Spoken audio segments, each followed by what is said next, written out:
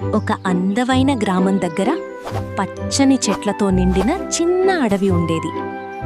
ఆ అడవిలో ఒక చురుకైన కోతి జీవించేది. అది రోజంతా చెట్లపై ఊగుతూ ఆటలాడేది. అదే గ్రామంలో ఒక చిన్న కోడి ఉండేది. ఆ కోడి ప్రతి ఉదయం కొక్కరోకో కొక్కరోకో అని అందర్నీ నిద్రలేపేది. కోతికి చాలా అల్లరి. చెట్టు నుంచి చెట్టుకు దూకుతూ పండ్లు తింటూ సంతోషంగా గడిపేది. కోతి వేగంగా ఊగుతుండగా అనుకోకుండా జారి కింద పడిపోయింది.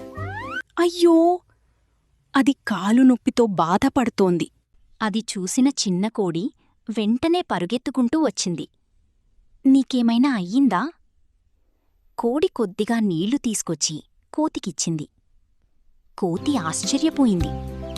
నుంచి కోతి, కోడి మంచి స్నేహితులయ్యారు. కాని ఒకరోజు అడవికి ఒక ఆకలితో ఉన్న నక్క వచ్చింది.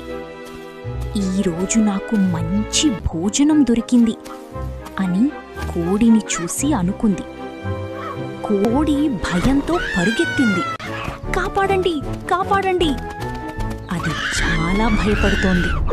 తన స్నేహితురాలిని కాపాడాలని నిర్ణయించుకుంది.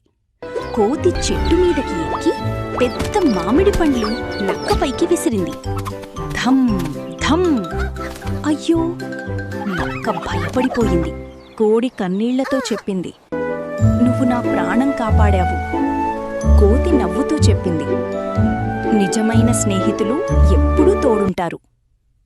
నిజమైన స్నేహితులు కష్టాల్లో తోడుంటారు.